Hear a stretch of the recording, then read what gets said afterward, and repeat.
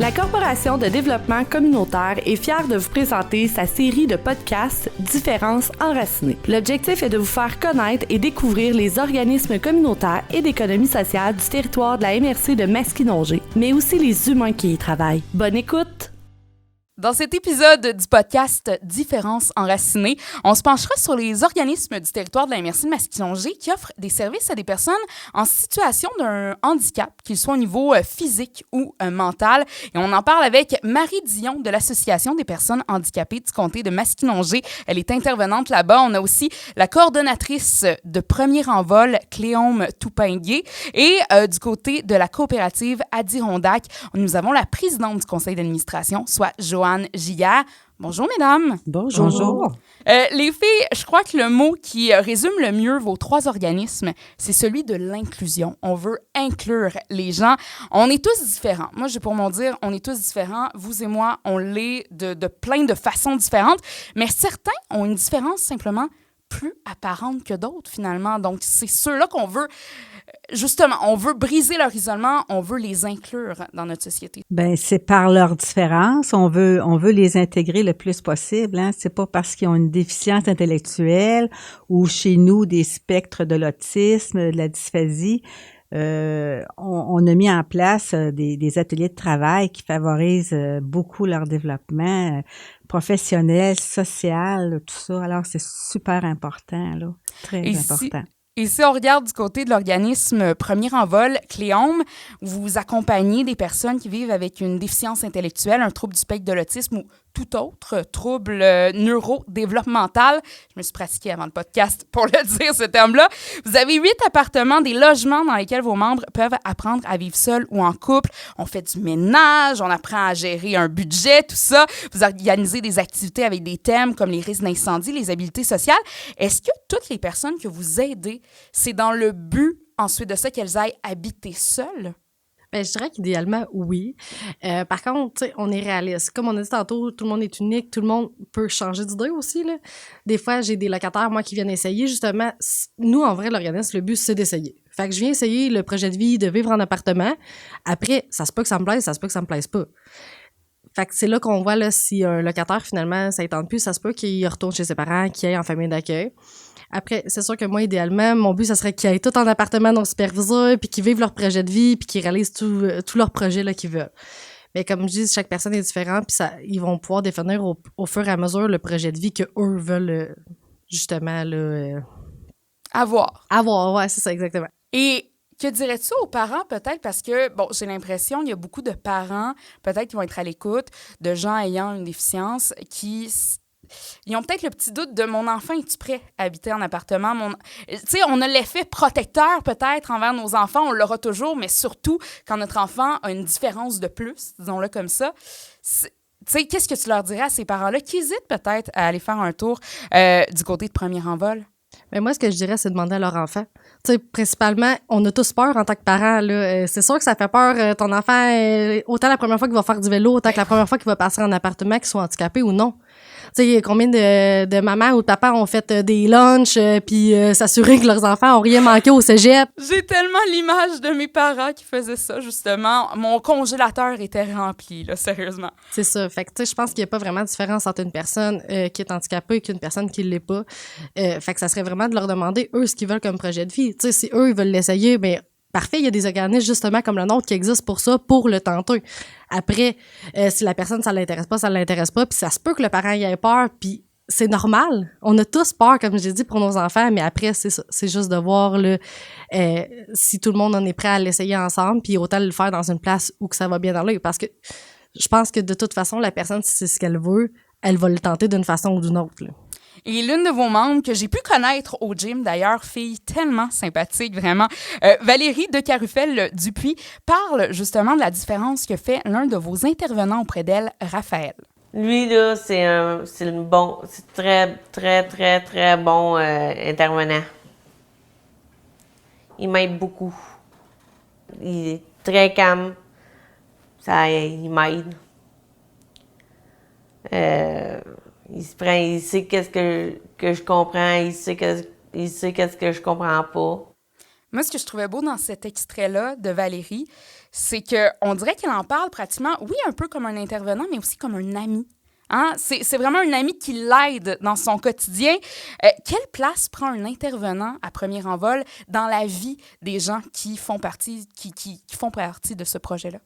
Mais tu sais, c'est sûr qu'on reste un milieu de vie. Fait que moi, je suis là, je pourrais dire dans leur bobette, là, 24 heures sur 24. Là. Fait que c'est sûr que on développe un certain lien qui est peut-être différent de leurs intervenants du CIUS ou des choses comme ça.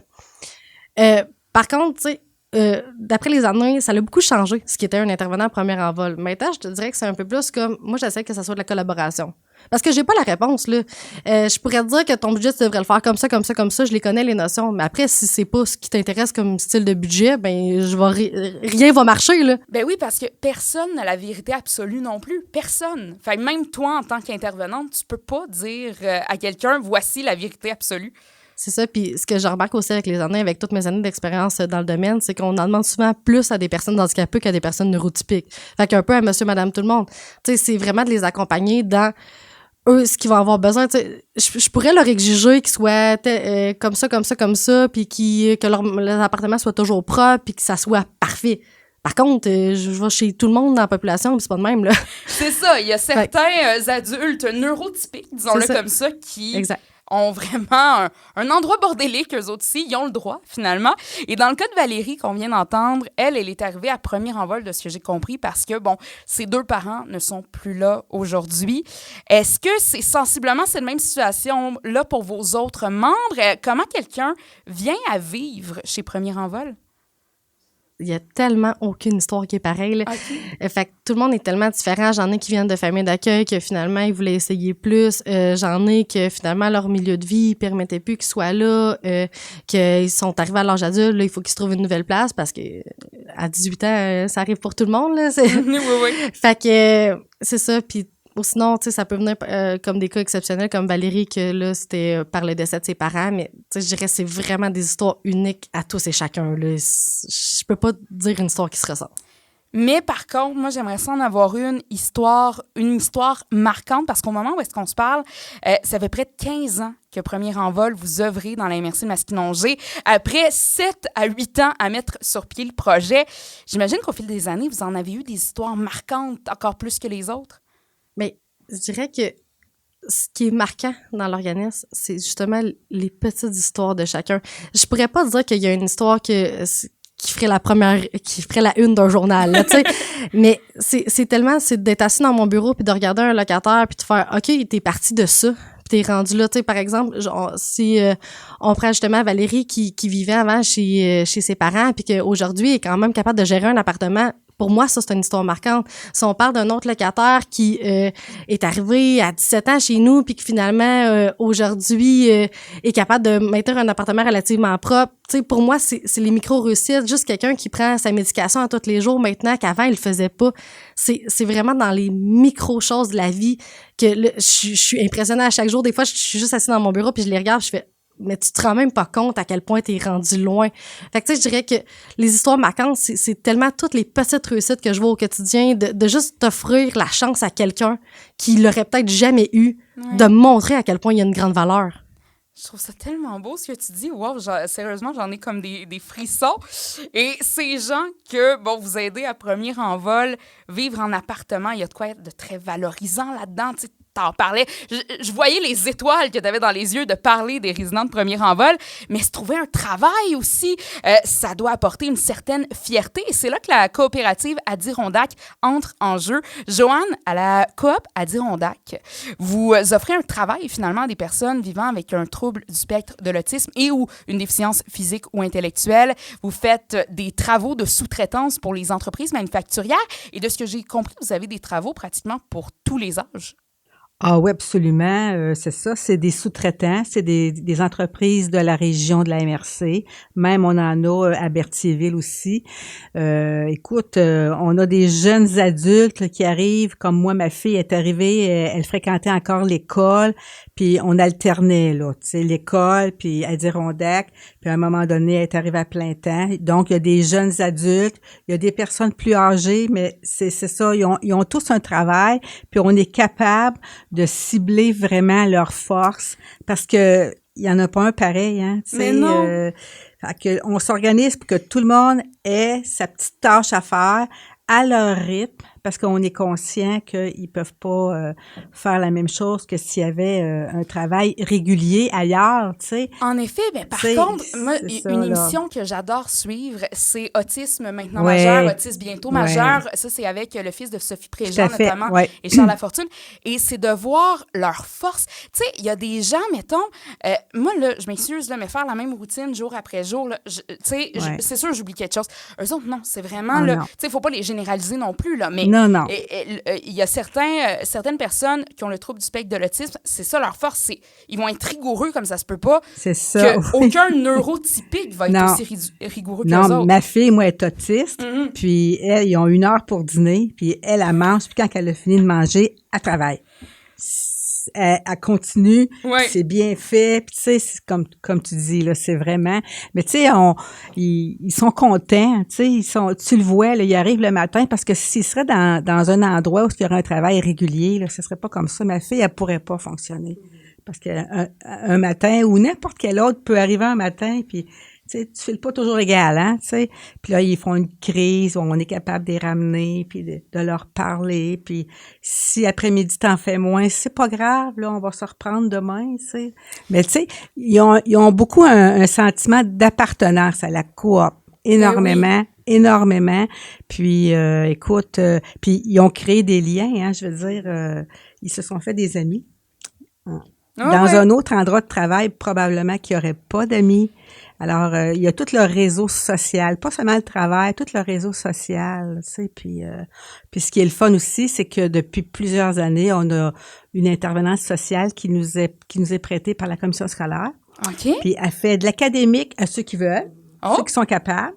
Puis les autres, ben c'est tout des faire des repas, faire de la cuisine, l'hygiène seulement, tu sais là, les soins personnels, tu sais, toutes les petites choses de la vie qui justement de manière ils peuvent arriver puis là ils sont prêts à aller en appartement là, tu sais.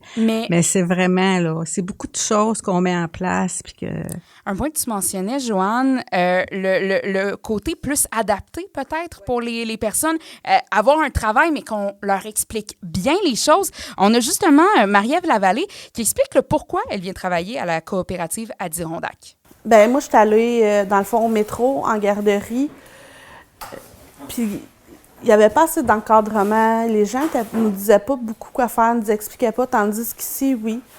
Audrey est là tous les jours pour nous expliquer, OK, ben c'est telle chose, faites ça. Tu sais, il y a plus d'encadrement ici, là. Donc, clairement, elle le dit, elle est encadrée et on prend ses forces et on les utilise. C'est ça. Alors qu'à d'autres endroits, ben, peut-être qu'on l'aurait dévalorisé pour sa différence, tandis que chez Adirondack, ben, on lui donne la chance de mettre de l'avant sa différence. Oui, c'est ça. Tu sais, moi, ma fille, le matin, là, elle est sur le bord de la porte, puis elle attend l'autobus parce qu'elle a hâte de partir pour aller travailler. C'est pas tout le monde, là. Non, c'est ça. Des fois, tu sais, ça nous tente un peu moins. Non, mais elle, si l'autobus arrive pas, ça, des vacances, là, oh non, elle veut aller travailler, c'est ça, là, tu sais, puis ils ont l'air tellement heureux, puis je dirais épanouis. Vraiment. Puis en tant que maman, ça doit faire du bien. Puis c'est ça, je lisais justement dans le document de pré-entrevue qu'on nous avait fourni, c'est que chez Adirondack, vous êtes non seulement une ressource pour les gens aux prises avec une déficience, mais aussi pour leurs proches. Oui, tout à fait. Écoute, moi, là, c'est sûr que tu sais, pour les parents qui travaillent, là, je veux dire, là, c'est de savoir que ton enfant est dans un milieu, que c'est sécuritaire, puis que, tu sais, ils sont occupés. Tu sais, ils ont une vie normale comme tout le monde, là. Tu sais, la normalité, c'est pas d'être chez toi puis de te bercer, là. C'est pas ça, là. C'est pas ça la vraie vie, là. C'est de bouger. C'est de bouger, de contribuer à la société aussi. Contribuer, c'est ça, C'est chez Adirondack, c'est ça qui est le fun, c'est que c'est vraiment, c'est concret ce qu'ils font. Ils le font pour des entreprises, c'est pas... C'est pas, par exemple, quelque chose qu'ensuite de ça, on va jeter à la poubelle. Non, c'est du concret, on vient aider à la société. Ils font vraiment un travail, vraiment de la sous-traitance pour des entreprises. Là, c'est soit de l'ensachage, ils vont compter des vis, ils vont empaqueter des petits paquets, ils vont faire des choses aussi pour une entreprise de meubles. Tu sais, c'est vraiment là. Et laissez-moi vous dire, la quantité de vis, elle va être exacte. Oui. Moi, je veux avoir un paquet de Oui. vis fait par Adirondack. Oui, oui, ça c'est sûr. Oui, tout à fait, c'est ça. Et un organisme qu'on a dans la région depuis 1978 qui vient en aide tant aux personnes atteintes d'un handicap physique que mental, c'est l'Association des personnes handicapées du comté de Masquinongé. Marie, vous avez un volet défense des droits, si on peut dire, et un autre davantage au niveau des activités que vous organisez. Est-ce que vous avez un exemple concret d'un moment où est-ce que vous avez défendu les droits des personnes handicapées du territoire de la MRC? Si on parle, tu sais, le droit au logement avec les subventions puis tout ça, alors on a aidé une personne à trouver justement là, parce que les personnes qui vivent avec des limitations physiques ou intellectuelles ont droit à une subvention afin qu'ils déboursent moins là, dans leurs frais de logement. Et puis, c'est ça, on les a référés, puis on a travaillé avec cette personne-là là, afin qu'elle puisse avoir accès à la subvention. Ça, c'est un des... Tu sais, on est un organisme de référence aussi. Alors, on travaille avec l'Office québécois des personnes handicapées, avec BAI Mauricie pour l'accessibilité universelle, avec différents organismes comme ça là, dans la région. Puis, c'est ça, là, on va...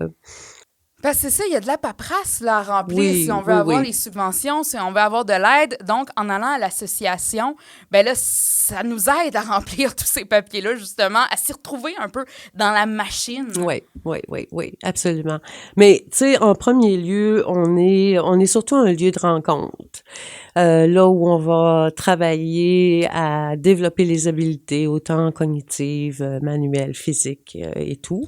Et qui va leur permettre aussi de développer leur réseau social. Tu sais, je veux dire, avant la pandémie, on avait beaucoup d'activités développées, là, vraiment stimulées. En tout cas, c'était vraiment...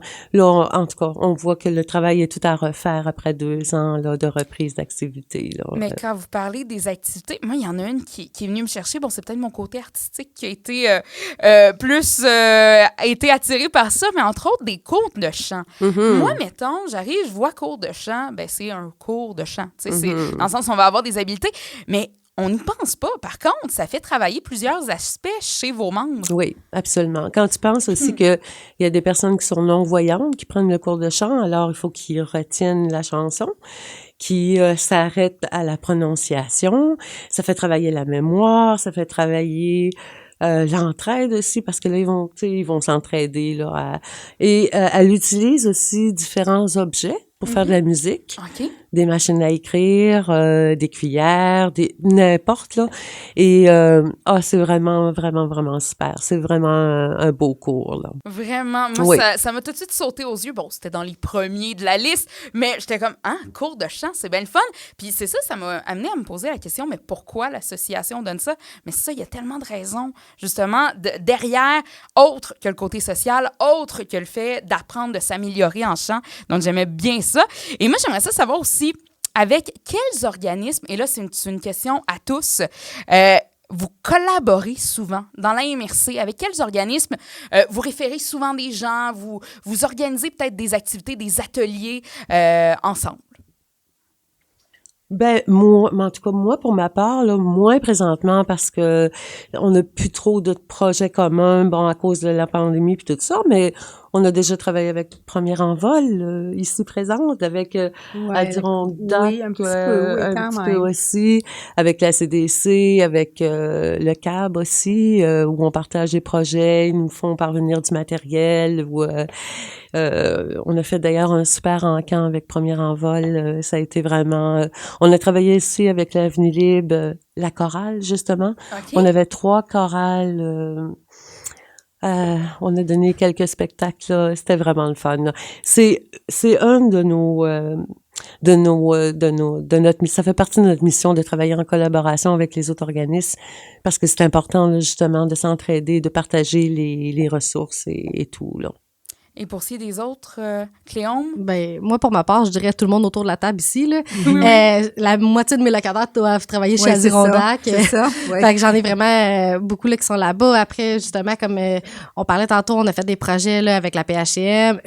Puis je dirais tous les autres organismes de la MRC, là, on est tous spécialisés, là, chacun dans nos domaines. Fait que si moi, j'ai un locataire qui présenterait, parce que oui, on peut avoir un problème de dépendance et puis une déficience intellectuelle, ben je vais l'envoyer vers le centre de l'État. Puis si je vois que j'ai des gens qui ont plus de difficultés pour X, Y raison, mais je vais les référer vers les organismes là, qui sont dans leur mandat premier, sont les experts dans leur propre domaine. Là. Ben oui, comme tu disais tout à l'heure, personne n'a la vérité absolue, donc aussi bien aller chercher les autres sources.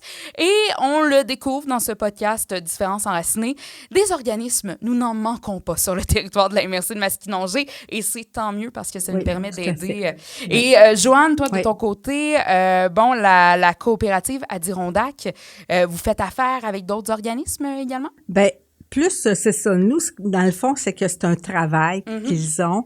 Puis aussi, on développe beaucoup tout le côté social, beaucoup social, tu sais, l'alimentation, l'hygiène, tout ça. Puis, tu sais, le budget, puis comment gérer les choses. Puis, à un moment donné, ben justement, oups, là, on s'aperçoit que là, oups, ils peuvent aller là, premier envol, là, tu sais. Mais c'est beaucoup de travail quand même, là, tu sais, là, il faut qu'ils développent certains acquis aussi, là, puis... Et sans toi très, très à l'aise, oui. est-ce qu'il y a des entreprises que sur le territoire de la MRC font affaire avec vous depuis des années? Parce que je me mets à la place des gens à l'écoute et même pour moi, je trouve qu'une entreprise qui décide de faire affaire avec un programme comme Adirondack, avec un organisme comme le vôtre, moi, je veux aller acheter chez cette entreprise-là. Ouais. Je veux avoir en tête, quand j'achète mon produit, de OK, tu sais, en plus, je me dis, j'ai fait une bonne action par le fait même. Est-ce qu'il y a des entreprises... Dans la MRC, là, on a Canadel. Ah, Canadel, depuis plusieurs années, Canadel. On a choisi. Okay. Oui, choisi. Je te dirais que c'est plus... Ces entreprises-là. Les autres sont plus Berthierville. Là, on sort un peu de la MRC. Là, mais, puis avis peut-être aux entreprises à l'écoute présentement. Si vous avez des choses à faire, vous êtes assez variés. Je le voyais sur votre site web. On fait plein de choses. C'est ça. Puis avec le bon encadrement, vos membres sont capables de faire le travail. Et on le disait tout à l'heure, ils vont peut-être le faire mieux que des employés. Ah oui, c'est fait là, vraiment. Là, ils sont... Minutieux, ils prennent le temps. Tu sais, c'est sûr qu'ils vont à leur rythme, comme je disais tantôt, mais il y en a qui sont plus rapides. Oui. Tu sais, mais c'est ça. Oh non, on sort de la production, c'est vraiment incroyable, là, vraiment. Là, on est content. Puis en terminant, maintenant qu'on sait ce que vous faites pour les gens de la MRC de Masquinongé, qu'est-ce que les gens peuvent faire pour vous, pour vos organismes? Si je peux commencer, moi, je dirais venir nous visiter. Ouais. Tout simplement. Tu sais, on est là pour les gens, fait que utiliser nos services. Tout simplement. Tout simplement. Ouais. Puis au niveau du bénévolat, est-ce que vos organismes sont ouverts à ça? Mais moi, je pense qu'il n'y a pas de problème avec ça, surtout la période estivale. Des fois, on est à la recherche d'intervenantes en psychoéducation, justement, pour... Des fois, c'est un petit peu difficile à trouver, mais ça peut être le fun. Mais on est ouvert, là. N'importe qui peut arriver à Adirondack, puis on vous fait visiter, puis il n'y a aucun problème, là. Même pas besoin de... On est ouvert, là, tu sais, je veux dire, là. J'aime l'ouverture. On veut se faire voir. Oui, c'est ça. Mais c'est ça, là, c'est ça, oui. Et de votre côté, Marie, à l'association? Si on veut, moi, j'aimerais juste te raconter une petite histoire assez marquante. On a fait, avant la pandémie, beaucoup d'intégration sociale, OK? Puis on a fait un moment, tous les étés, on faisait un voyage culturel. Donc, on allait voir un spectacle, on couchait à l'hôtel et en tout cas, tout le reste, là. Et le lendemain, on allait dîner au restaurant. Et on arrive 25 dans un restaurant, là, avec les fauteuils et tout, fait qu'on passe pas inaperçu. Alors, ils nous ont mis en plein milieu du restaurant, là. Alors, tout le monde alentour nous voyait. Puis là, ils nous voyaient, on aidait les gens à choisir et puis tout ça. On est 25-26, là. Fait que là, le dîner passe, tout va bien, c'est correct. C'était vraiment des belles expériences, là. Puis là, on vient pour payer, chacun a sa facture. Et là, la serveuse, elle nous dit, il y a quelqu'un qui a payé. OK. Wow. Ils ont payé, il y a quelqu'un qui a payé, puis il est parti. Anonyme, wow. Anonyme. Tu sais, on demande pas à ce que la gratuité ou quoi que ce soit, là. Mais je pense que cette personne-là a été touchée de voir... un groupe se Wow. rassembler, Wow. faire un voyage Ouais. et juste profiter de la vie, Oui, finalement. absolument. Comme Tu sais, mon ils ont les conjoint droits, et les moi. mêmes droits que tout le monde. Ben, là. c'est ça. Voyons Mon donc. conjoint et moi, on part en voyage chaque Ouais. été. Ben, C'est ça. vous avez le droit de connaître les mêmes choses aussi. Ouais. Tu sais, Ouais. c'est ça la beauté de la chose. Et en le faisant accompagner aussi, ça vient C'est rassurer les proches, ça vient Ouais. rassurer la Ouais. famille. C'est ça, c'est Ouais. ça. Ben, Ouais. écoutez, mesdames, merci tellement pour votre Merci temps, à pour le toi. podcast Différences Ouais. enracinées. Donc, on a reçu, bien évidemment, Marie Dion de l'Association des personnes handicapées du comté de Masquinongé, intervenante là-bas. Aussi, la coordonnatrice de Premier Envol, Cléome Toupinguet. Et nous avons la présidente du conseil d'administration de la coopérative Adirondack, soit Joanne Giguère. Merci beaucoup. Merci beaucoup. Merci. Ça me fait plaisir. Merci.